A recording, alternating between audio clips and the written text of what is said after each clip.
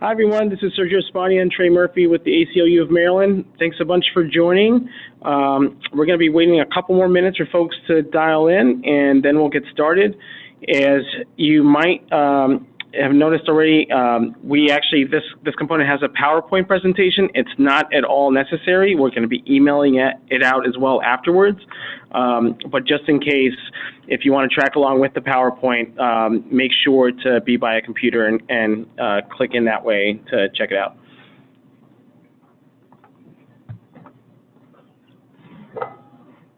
So again, it's 6 o'clock. We're going to wait about 2 to 3 more minutes for folks to jump right in, and we'll get going. Yeah, with that said, big ups and appreciation for everyone who's been so friggin' punctual.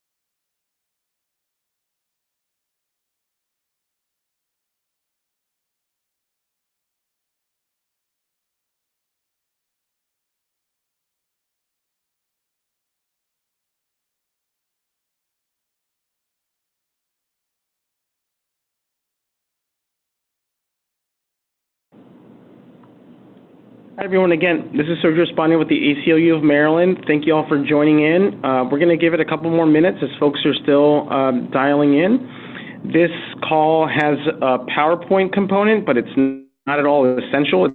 It's just something that could help with tracking the conversation. We're going to be emailing it out along with a couple other links afterwards anyway.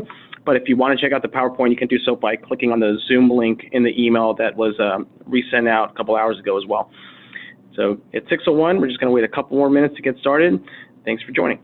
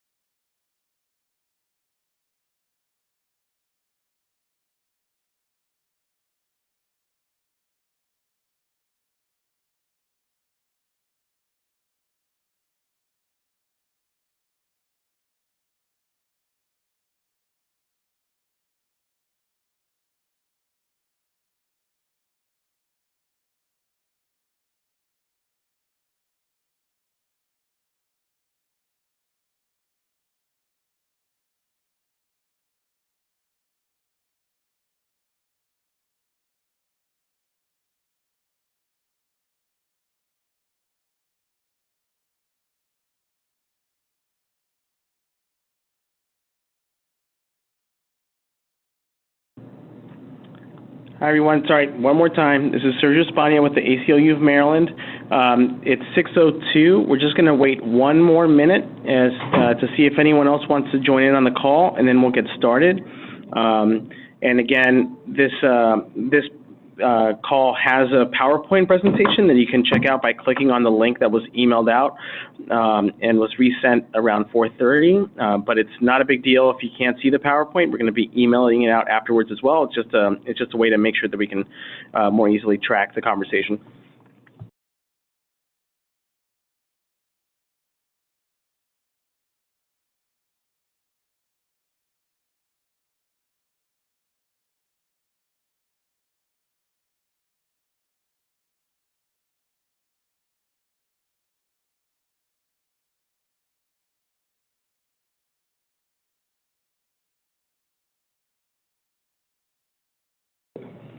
Yep. All right, thanks everyone for joining. This is Sergio Spania and Trey Murphy with the ACLU of Maryland. And not just thanks for joining us tonight, but thanks for signing up to join us for our second annual Lobby Day coming up on February 17th on President's Day in Annapolis.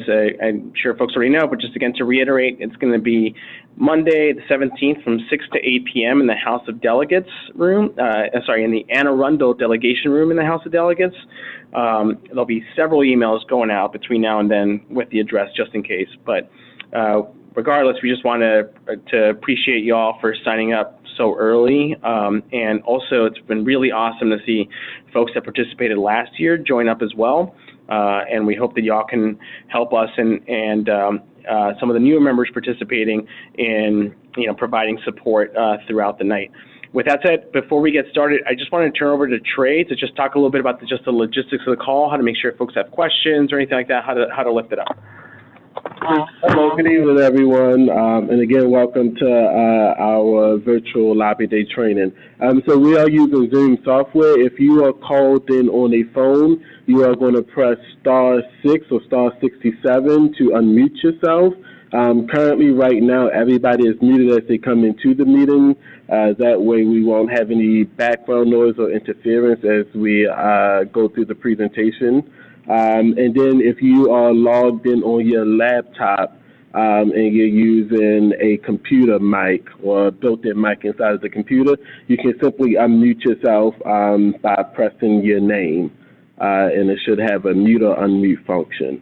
And so with that being said, if you cannot or you're having if you cannot access the unmute yourself or access the link, or if you're having any technical difficulties, you can shoot me an email to the email that you received the call information. We'll be monitoring that tonight, and also you can continue to press *67. Thanks, Trey. So the goals for this webinar are pretty straightforward. This is one of 3 webinars that we're doing starting today. We have another one tomorrow, then another one next week. Today's is going to be a fairly short one, potentially. We'll see. We blocked an hour just in case. Going over what Lobby Day is, how it fits within the context of our broader policy priorities, then sharing ideas. We have a few things to share, but also we definitely welcome input from folks who've participated either Lobby Day last year or also just in general. We have very awesome active members that go to Annapolis or Congress or City Hall or their town halls all the time. So we definitely welcome additional insights from folks on the call. How the call is going to work is basically just do a quick overview of what lobbying is, why we're doing it, how does it feel to be lobbied, like just sort of some of the insights that we've gotten from folks in Annapolis, just to keep that in mind as the conversation takes place on the 17th. Then just very, very briefly, we're going to just do a quick recap of our legislative priorities. Tomorrow night, there's going to be a much deeper and substantive dive onto each of these priority issues, which will also be recorded and emailed out to everyone just in case. Then just to go over some logistics for how to prepare for Lobby Day itself. Then talk a little bit about what it's going to be like once you're there. And then opportunities for any additional questions or follow-up. So, so again, in terms of like, what's Lobby Day? So as we mentioned, this is our 2nd year doing this. We've, at the ACLU, are known both nationally and locally, obviously for our legislative efforts, but also for our litigative efforts, obviously, but not as much until recently for our organizing efforts. We have a membership that's incredibly active on a variety of different issues and civil liberties priorities, but we haven't, as an organization, been as intentional about figuring out how to partner with y'all directly until the last couple of years. Basically, after Trump was elected, it was abundantly clear the country was not going to stand for any of that crap, and several folks reached out to the ACLU encouraging us to step up and figure out how to make sure that we can share our resources and whatnot to make sure that your voice is lifted up and that we're not getting in the way of that, and we're trying to be as effective as possible of doing that. With that said, it's our 2nd year doing this, and how this works is basically we spend every year we spend several months meeting with our coalition partners, with people that are directly impacted by the issues that we're lifting up during session, by folks that have been a part of our cases, and basically check in with them about what what they think should be the legislative priorities for the coming year.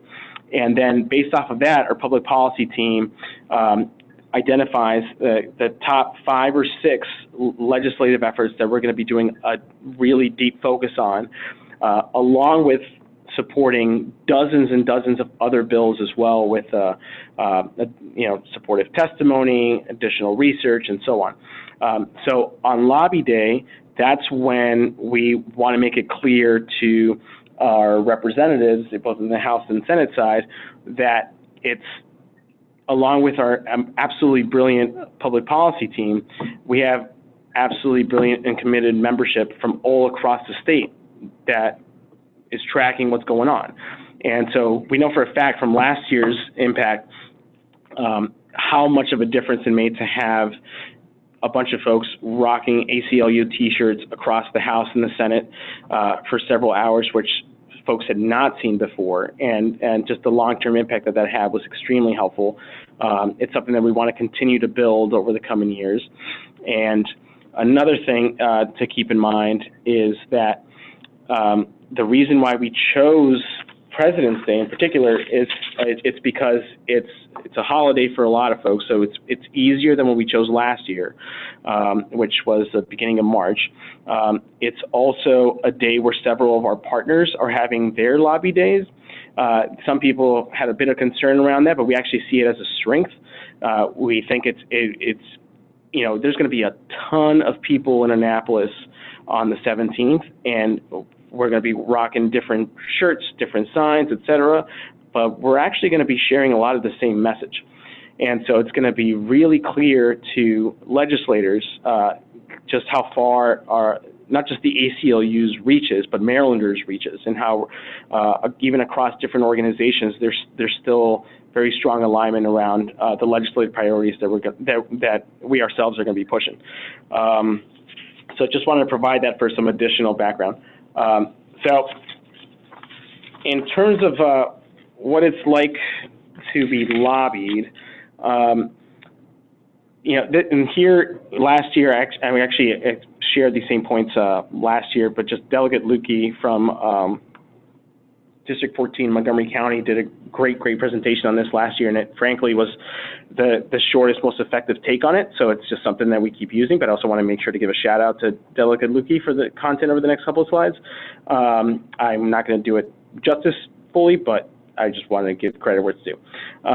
So what drives elected officials is it's pretty basic stuff. Like, first and foremost, it's people, I mean, obviously at the federal level, at the presidential level right now, there's reason to doubt this, but it's not at all true across every government position or government office in the country, and particularly at a local level. It's abundantly clear that folks that are in office are there because in their eyes, regardless of where they're coming from, they think that they're doing the right thing. Like they do see it overwhelmingly as public service, and they do see themselves as trying to represent the best intentions of their constituents and to address the needs of their district. The second thing that drives them is, I'm not going to lie, it's also ego. They want to make sure that they stay there. They want to make sure that they keep growing, and they want to make sure that they get reelected. And so they want to know that the efforts that we're taking on are either helping to show their shine, or helping to point out that we're tracking that what they're doing goes against what a large section of their district opposes. And the third one, and this is actually a very, very crucial one, it's a lot of what drives it is also just like the culture, the legislative culture in Annapolis, basically the sense of them wanting to feel and knowing that they're a part of the Annapolis club, that they're able to talk, that they're tracking, that there's alignment with other officials, and that they're actively, seen as a player. And so if they start hearing from other officials that have been encouraged by our lobbying efforts, throughout session, they start to, it does help to influence whether or not they feel like they're completely on the outskirts of something and whether or not they should reconsider their position. So with that said, I did want to open it up just to see if anyone has any additional insights or thoughts, or suggestions. Just, I know there's folks on the call who've done this several times before as well that we want to make sure is being captured. Please make sure to press *6 or *67 to unmute yourself.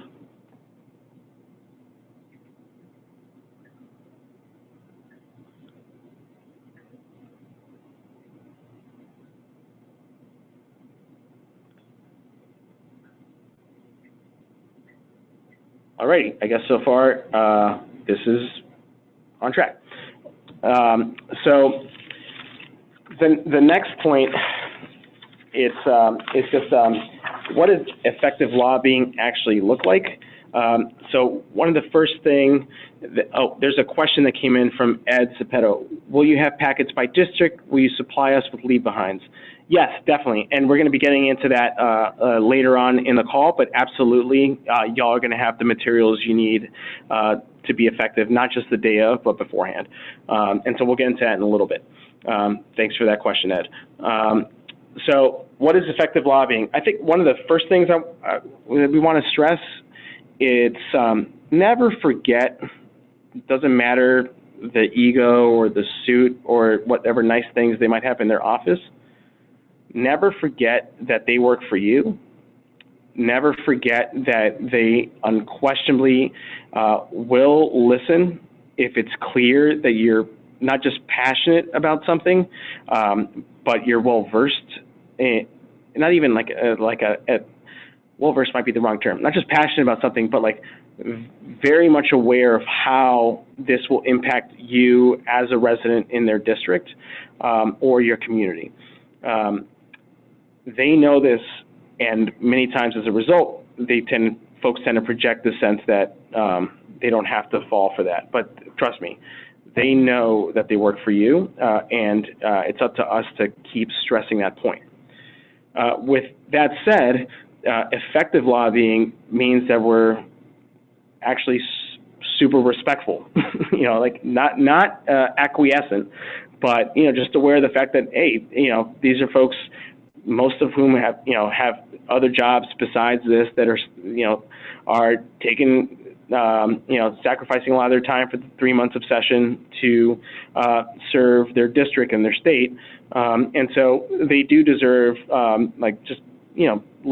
genuine respect. So we encourage everyone to, once when your appointments are, to aim to show up at the meetings 5 minutes early. We would also add the importance of being polite, assertive, but polite. And so what we mean here is it's very easy to just yell at a stranger for some folks. It's very easy to think that these folks aren't fellow Marylanders, but they might be part of a corrupt system, or they might be you might be under the impression they're completely bought off by a certain lobby or another.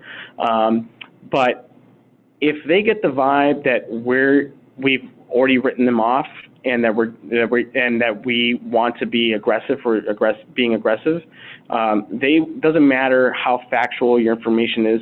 It doesn't matter how many folks are in the room.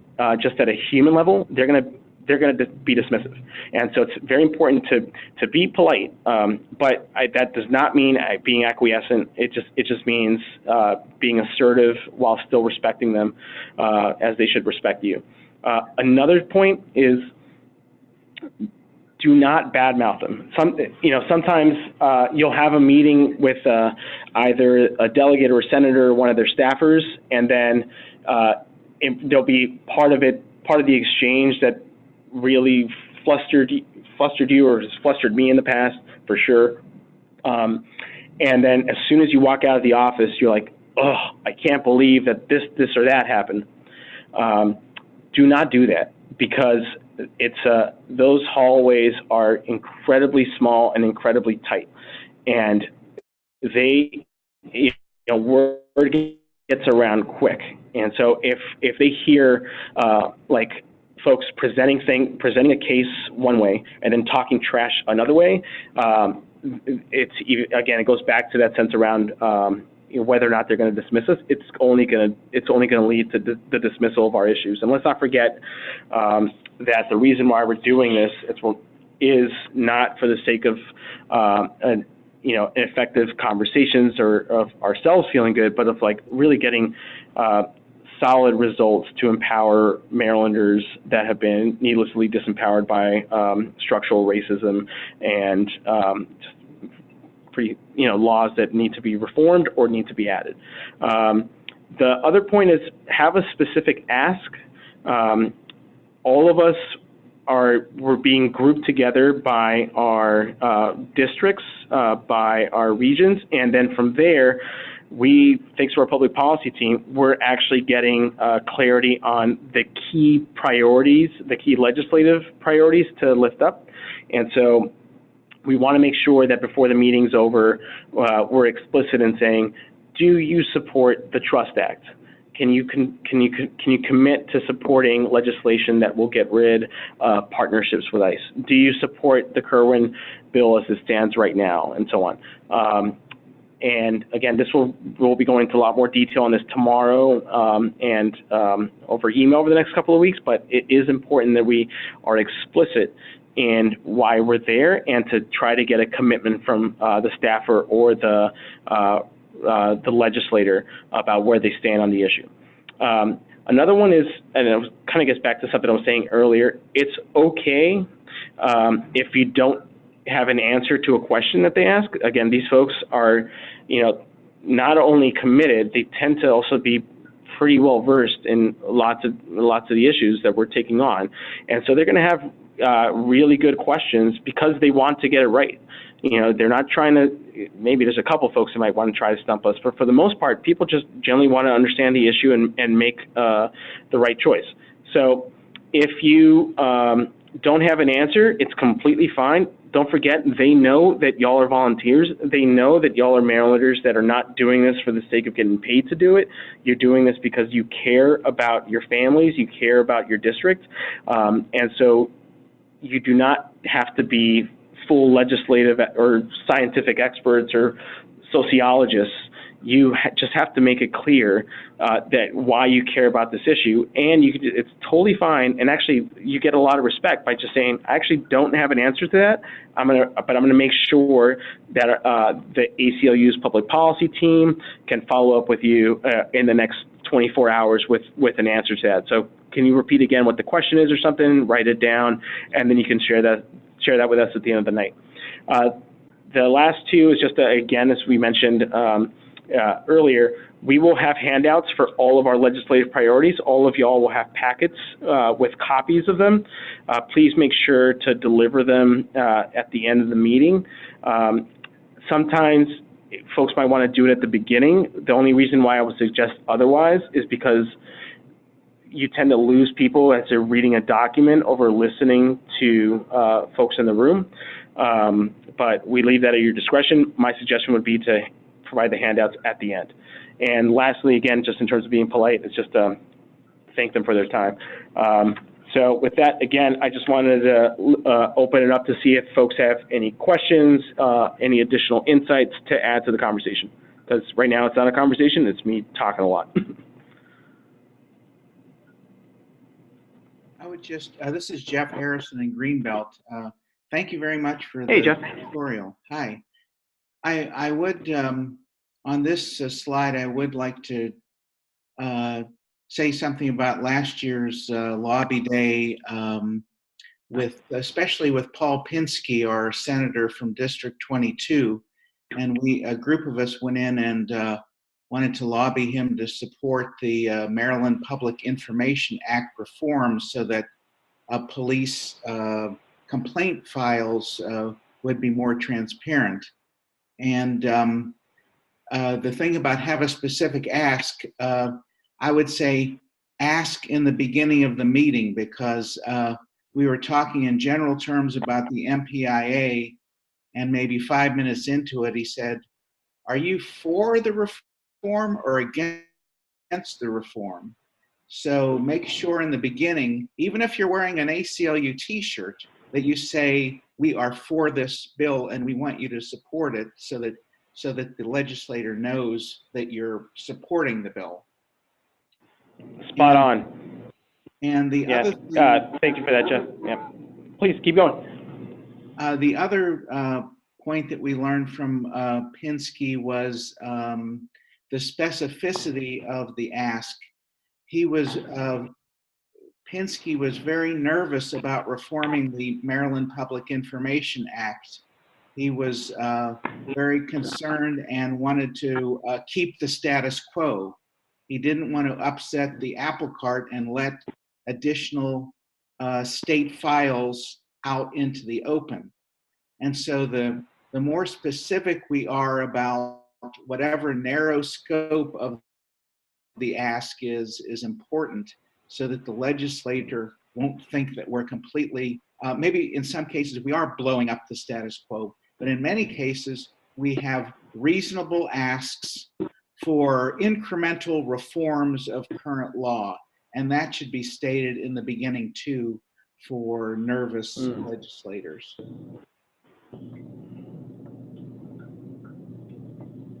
Thanks. Thank you for that. I have nothing to add besides fully agreeing, and that's, yeah, it's extremely helpful. There's a question, a comment actually from Ed. To add on to Jeff's comments, always use the bill numbers. Yep, so this is referring to the explicit bills on both the House and Senate side. We will have them on the one sheets on the 17th, and it will be emailed out to everybody by the end of next week as well. So yeah, they will definitely be explicit, because it frankly, again, going back to the Annapolis culture, like the lingo around bill, well, first and foremost, it's the only way to accurately point out which bill you're talking about. But secondly, eventually when bills start to get traction, it's not like the bill to reform education or whatever. It'll instead be like, oh yeah, SB 24 or HB 178, whatever it is. And so like, definitely the more we actually, that's a great point, Ed. Please make sure to repeat that at the beginning and at the end. Great. Any other comments? Jeff, again, may I add on what Ed has to say? Yeah, that's very important to use the bill number, because I found that maybe the Democrats have 2 or 3 different versions of a bill. Some are strong, some are watered down. And Republicans will also have their version of a bill on the same topic with a very similar title. And so you can't just talk about the topic that you want reform, because there might be 4 bills on the topic, and it could get very confusing about which one that you're supporting. Thanks. All righty. Any other comments or questions before we move on? All righty. So this part, actually, I'm just going to really just quickly glance over our legislative priorities, but mostly just to remind folks or to give a sense for what we'll be talking about.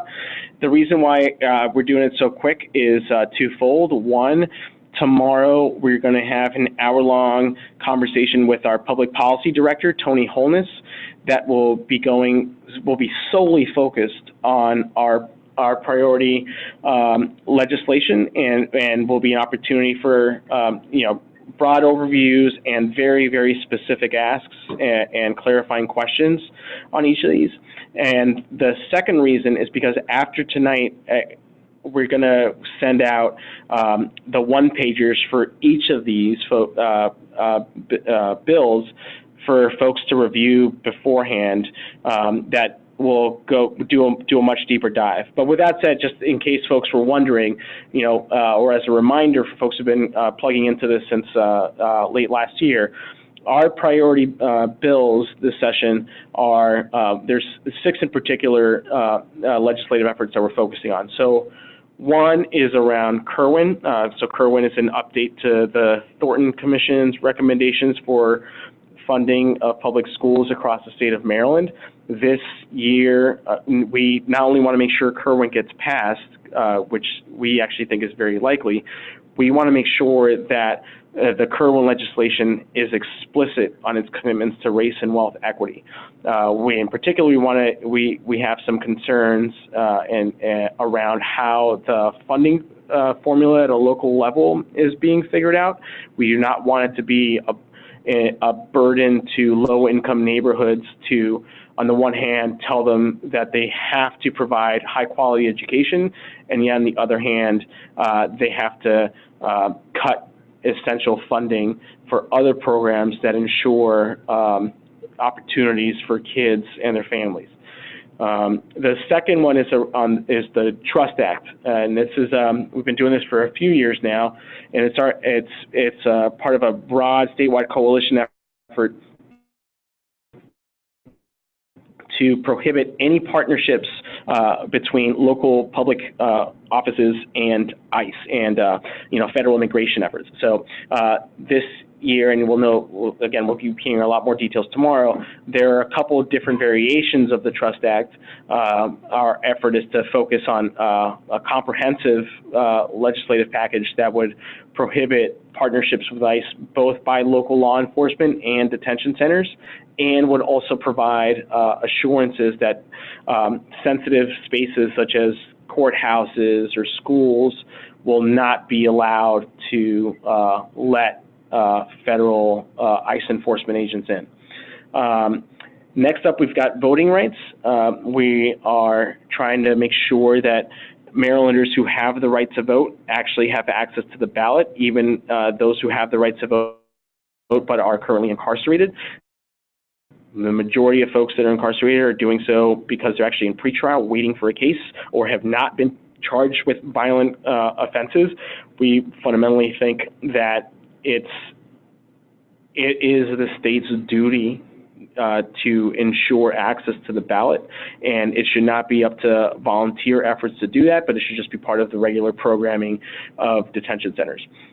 Related to detention centers, we're also trying to expand pre-release services for women. Right now in Maryland, there's no pre-release center for women who are incarcerated. So although there's, I think, more than 5, like 9. Yeah, 9 pre-release centers for men. There's none for women, even though the overwhelming majority of women who are incarcerated tend to be the breadwinner, tend to be the folks that are providing for their kids, and tend to be, like anyone else, people that deserve access to transitional services so that they can be there for their families and strengthen their community. Next up, we've got transparency in policing, explicitly MPIA reform, the Maryland Public Information Act reform, and that's an effort to ensure that internal police misconduct investigations related to abuse of force, assaults, unconstitutional practices, that those investigations are available to the public. Right now, the police agencies can hide these, saying that they're internal personnel records, which makes it incredibly difficult to get a sense for just how severe potential misconduct is within local agencies. And lastly, but not at all less important, we're also working on efforts to defend children's right to remain silent while being under investigation or basically under questioning. We've seen time and time again how police agencies will take children, 18 and under, but unquestionably young kids, folks that aren't even teens, and will put pressure on them and scare them into saying the wrong thing so as to help build a case. Many times kids tend to just, for good reason, try to figure out how to respect authority, but by doing so, they could implicate themselves in something they haven't done. They could be forced to lie. They could be forced to really engage in efforts that will undermine their future, despite the fact that they've done nothing wrong. And so we want to make sure that children have access to lawyers before those interrogations take place. So apologies if there's not going to be time for deep questions on this. I just want to give folks a general sense in case you're not able to track the conversation tomorrow, but all of us here will get access to one-pagers on each of these tomorrow. And actually, they've been available on our website for 2 months now. You can also just go to ACLU Maryland, go to our site, aclu-md.org, and right on the front page, you'll see our legislative priorities. And if you click on this heading for each of the subjects, you'll get the one-pagers that do a much more detailed description of our efforts than what I just quickly shared over. So with that, preparing for the actual day, so February 17th. So again, read and reread the relevant one-pagers that you have been available on our website. We will email out again after tonight, and familiarize yourselves with them. You do not have to memorize them. This is not a test or whatever. You basically want to be aware of what is being captured by them, and then just so you can speak from them with us from your own experience and for why you're passionate about the issue, but that you also have a general understanding of what to take place. You do not have to be a legislative or sociological experts to be effective at making sure that your voice is heard, but it definitely helps for us to familiarize ourselves with each of these beforehand. Another thing to keep in mind, and I'm actually not proof of this over the course of this conversation, it's keep your comments brief. We will have one-pagers that basically will have top bullet points for each of our legislative efforts for y'all to consider using yourselves. But regardless, we just encourage you to really try to keep your comments, particularly if it's within a large group, to no more than 1 or 2 minutes. And to really emphasize just making it your own. It's not about regurgitating the stats. They're going to have the one-pagers. Our public policy team, along with public policy efforts from our coalition partners, have been sharing that as well. It's more about making sure that they know that you, as one of their constituents, care about this issue and understand the consequences of not supporting these efforts. So just completely make it your own, but try to be brief, which, yeah, I'm trying now to do myself. So with that, are there any questions so far or something else that might be missing? Anything that folks want to lift up? Maybe someone who hasn't spoken yet?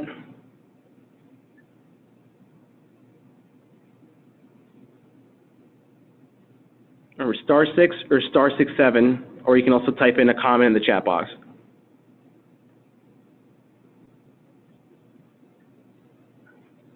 Yep. So we're close to wrapping up. So in terms of the day of,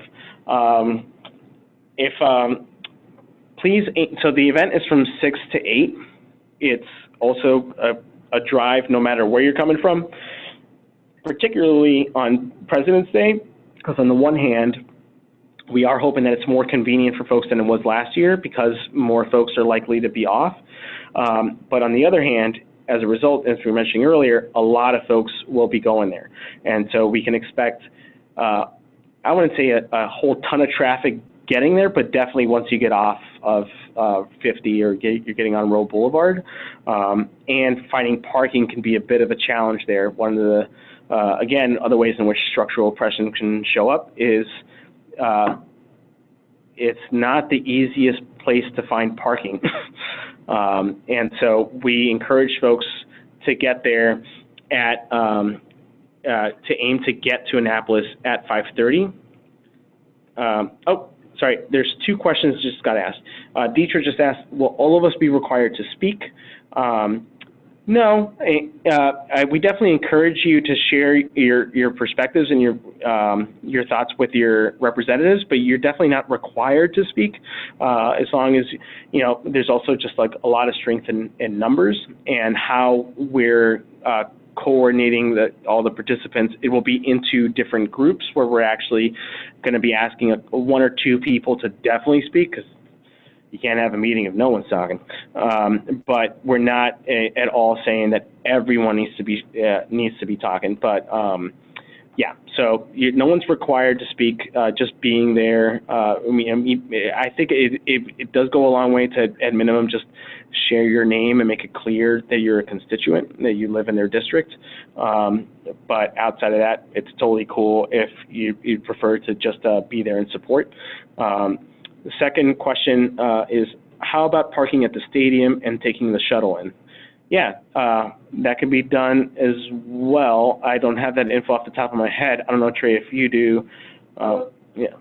I don't have the info off the top of my head. We can definitely send it out ahead of Lobby Day. What I will say about parking, and riding the shuttle at the stadium, I know in the evening time the shuttle runs a little bit less frequently.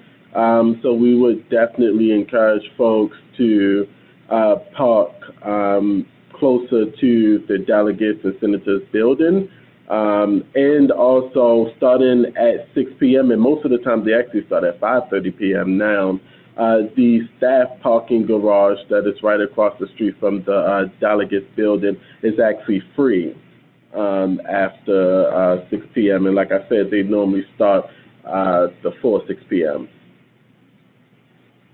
And so we'll this is towards the end, but we'll reiterate it now. We will definitely be sending out within the logistics email,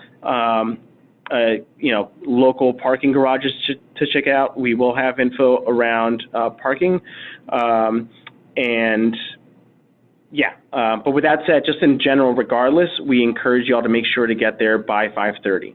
Just really aim to get there by 5:30, just because you never know what comes up, and the night's going to go super quick, and we just want to make sure that y'all are able to actually talk with your folks. We also have, if folks are in need, we have travel reimbursement available. So if folks want to cover the mileage, we can, there'll be a form that you can fill out, and then we can cut y'all a check to cover the miles traveled. And also, if you're interested in carpooling, please send us an email as quickly as possible. And then as we're creating the groups based on where folks are RSVPing, we will reach out to them to encourage, to see if anyone would be down to carpool with y'all. Cool. Alrighty. So again, so just to get close to wrapping up, another question, this one's from Debbie. Will we have at least one person in each group who does live in the district of the people our group is meeting with? If not, should we just be quiet about whether or not we live in their district, or will there be a number we can provide of how many ACLU supporters live in their district? Ooh, I love that last question. So our aim is to make sure that there is at least one person from the district that we're scheduling meetings with. Actually, one of the things that I missed sharing beforehand is our public policy team has given us explicit targets around the legislative priorities, where we're scheduling meetings and where we've been very intentional about who we're reaching out to participate in Lobby Day. With that said, we want to encourage folks to visit with their legislators, even if they're not in one of the key districts, because regardless, it's incredibly powerful when y'all show up. It makes it clear just how much you're tracking something. Even if they're not a key committee vote, they will be needed to make sure that the bills actually pass. That last question, though, about will there be a number we can provide of how many ACLU supporters live in their district, we actually have that number, but we did not use it last year, and I really appreciate you, Debbie, for lifting that up. I think it's something, we have access to that info. I think it's just something for us to figure out how to make sure that we can have that available the day of. Thanks for lifting that up. All right, so back to just the logistics for the night. So we're meeting in the Anne Arundel Delegation Room, which is in the House of Delegates. So it's the building that'll be on the left once you're coming into Annapolis. We've got the space from 5 to 8, so please feel free to show up beforehand. We strongly encourage that. What will happen when folks show up is you'll receive a packet and a tote bag with a meeting schedule for the group that you're a part of, a T-shirt for y'all to pick up again. That being said, if you got one last year, we definitely encourage you to bring that as well. And that's not to rob you. You can have 2 T-shirts, but but definitely if you encourage y'all to just walk in there rocking a shirt if you already have one, and all the relevant one-pagers, and along with an evaluation form for how to make Lobby Day even more effective for our 3rd year. We'll also have sandwich boxes. We have a variety of veggie, vegan, roast beef, and turkey sandwiches. If anyone has particular allergy or something that we should be aware of that hasn't been put in the RSVP form, please just email us to make sure that's accommodated. And so that'll be between like 6 and 6:20. Then around 6:20, we'll be hearing from our executive director, Dana Vickershelley, and very likely 1 or 2 legislators as well. And they'll be there to show their support for the work that we're doing, and for us in return to appreciate them. Then we'll do a quick group photo around 6:40, 6:45, and then we all head out to our respective meetings. Each of the meetings that we've either scheduled or that folks might be stopping by, they should not be longer than 15 minutes. Especially on that day, a lot of folks will be walking around there. They're expecting a lot of folks to be showing up, and it's actually a very effective meeting if it's 10 minutes. It's not a bad thing if it's not taking forever, because it means that we showed up there. As Jeff mentioned, saying explicitly, we're curious about where you stand on these 1 or 2 bills. Here's the reasons why we care about it. Do you have any questions or concerns that we should make sure that we can answer either right there and then, or that the ACLU's public policy team can provide answers to over the next day? And then folks are definitely welcome to return to the room, especially if you want to leave your coats or whatever behind, and also to turn in your evaluations. We definitely welcome feedback. I don't forget, Trey, how you put it, but basically, like, if it's not worth evaluating, it's not worth doing. Yeah. And so we're always looking to get better at this, and y'all's feedback has definitely informed how we're trying to show up this year. So we definitely need your evaluation afterwards. And also there'll be opportunities if you want to send some additional thank you notes to legislators that you met with or that weren't there, but you want to make sure they know that you were there. Cool. So just to wrap up, the other things to keep in mind is, give yourself plenty of time to travel. Encourage your friends to RSVP. There's still plenty of time. We're aiming to have like about, 120, 100 folks there, and currently we're getting there. We got like 80 hard RSVPs and a bunch of other folks that are on the fence or that we just need to lock in. But with that said, we know for a fact that if you're going with a buddy or with a spouse or with a child, you're all going to actually show up, and there'll be not just strength in numbers. You'll be feeling comfortable because you got someone you trust with you as well. So we definitely encourage you to reach out to your family and friends to encourage them to, get some experience lobbying and making their voices heard in Annapolis. Just make sure that you send them the RSVP link that y'all filled out, which will again be resent out after this call, so that we get a sense for where people are coming from and a sense for how to group folks in a way that will be the most effective and comfortable for y'all.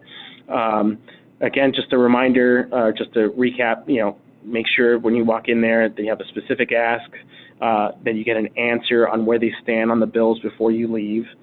Be polite, but to never, ever forget how powerful you are. Be assertive, but we don't have to go out of our way to piss folks off.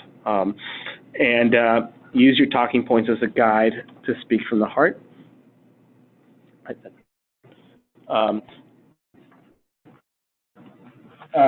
So with that, the last thing is just again, emails with broader information and scheduled visits and so on will be coming out next week. Tomorrow night at 6 will be an hour-long conversation with our absolutely brilliant public policy director, Tony Holness, doing a deep dive on all of our legislative efforts. I know it's a lot to ask, but we highly encourage y'all, particularly if you didn't participate in some of our events over the last couple of months, to check it out. It will be recorded in case you can't make it, but even with that said, please see if you can find some time over the next week to check it out if you can't make it tomorrow night. And don't forget that we are definitely available to chat by phone or email at any time between now and lobby day. And so on the next last page, you'll have, that's my email address, that's my cell number that you can call or text anytime. And also, along with Tony, Yannette Emanuel, who's a public policy counsel, and absolutely brilliant, has really strong organizing background and is definitely down to help us with answering any legislative questions as they pop up as well. So with that, just wanted to check in to see if folks have any additional questions or comments before we wrap up.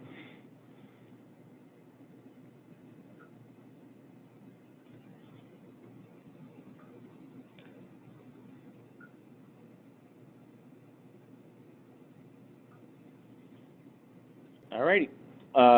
Well, thank you all so much for sticking it out. We look forward to seeing you all in person on the 17th. We're constantly available as needed, so please hit us up if you've got any questions. And yeah, hope you all enjoy the rest of Monday night and the very first primary. Let's see what happens. Thank you very much. Take care, y'all. It was helpful. Thanks. Good night, everyone.